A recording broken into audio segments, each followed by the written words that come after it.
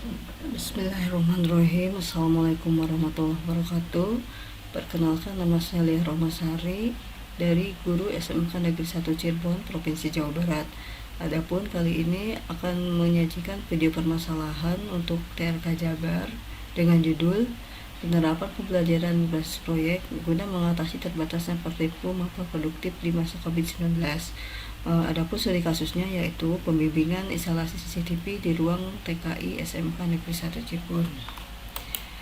Ini biodata saya. Kemudian dilanjut dengan langsung ke permasalahan. Dalam siswa yaitu pada saat COVID-19 terjadi penurunan kompetensi siswa akibat praktikum 0%. Ini diakibatkan karena ada SK dari pemerintah yang melarang siswa sama sekali tidak boleh ke sekolah, jadi harus 100% di rumah. Nah, kemudian ada juga hasil dari survei yang dilaksanakan untuk seluruh siswa di jurusan Teknik Komputer dan Informatika. Dari hasilnya yaitu sebagian besar siswa merasa bosan di rumah karena tidak terbiasa. Yang kedua, itu ke 62% itu tidak efektif belajar di rumah karena 62% itu membantu orang tua gitu.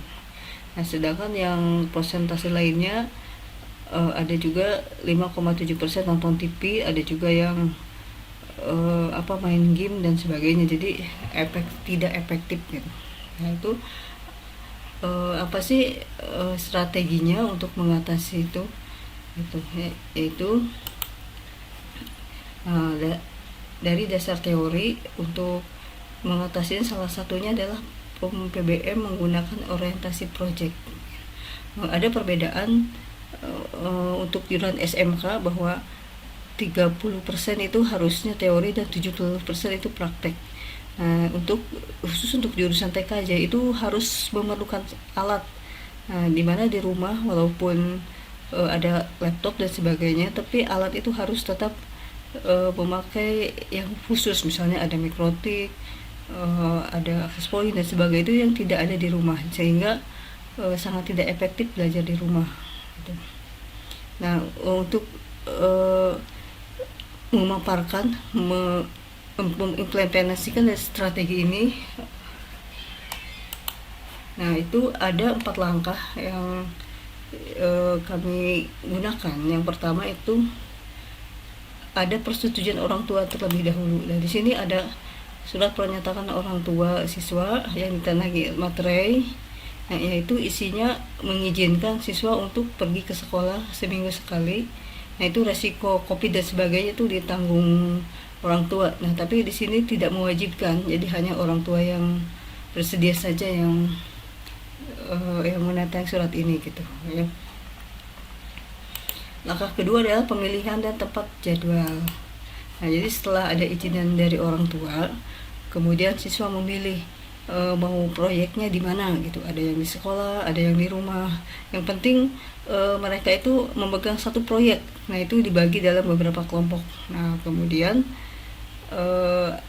tempatnya di mana gitu. Selain itu ada juga 1 kali pertemuan yang membahas rangkaian ini mau di mana dan sebagai diskusi lah ya gitu. Nah, langkah yang ketiga yaitu pelaksanaan. Nah, ini untuk pelaksanaan itu jadwalnya seperti ini. Nah, kemudian ada bimbingan online juga, ada bimbingan tatap muka 1 minggu. Nah, juga ada tatap muka untuk khusus praktek ya. Jadi pada pertemuan ini prakteknya 1 minggu sekali, ada tatap muka teori, tapi untuk bimbingan online itu tiap hari gitu ya. Nah, ini pelaksanaannya ini selama 3 bulan gitu ya. Nah, terakhir pengujian. Nah, pengujian itu yang pertama dari hasil karyanya. Hasil karyanya ternyata dari instalasi itu berhasil menyambungkan 24 titik itu selama 3 bulan. Nah, seperti ini. Ini bisa juga dilihat dari HP. Kenapa sampai 3 bulan? Itu karena proses tadi terlalu lama, seminggu sekali dia pasang gitu ya. Tapi kalau misalnya hari normal ya mungkin seminggu, nggak sampai seminggu, 3 hari juga selesai untuk menyusun 24 titik ini. Nah kemudian ada juga pengujian dari guru. Nah ini pengujian itu sendiri ada formatnya sendiri pengujian. Nah juga ada menghadirkan dari dunia industri gitu. Ini untuk pengujian. Nah seperti ini gitu. Nah sekarang kesimpulan dari best practice ini, ternyata dari rangkaian itu mendapatkan 3 pokok. Yang pertama dari faktor kognitifnya. Nah dari faktor kognitif, siswa yang bersangkutan mendapat nilai tertinggi di kelas.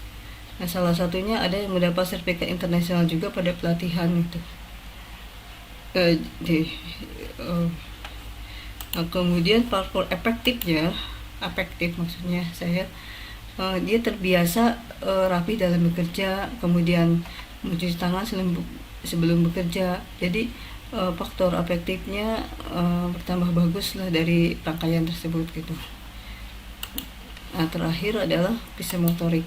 Kalau dari psikomotorik ini sudah jelas siswa itu keahliannya bertambah gitu ya, walaupun di masa COVID jadi tidak terpengaruh, bahkan dia sanggup menyusun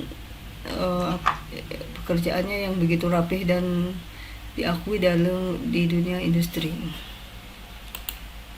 Nah seperti itu cara tindak lanjutnya. PBM berproses proyek ini akan dilakukan seterusnya walaupun COVID sudah membaik.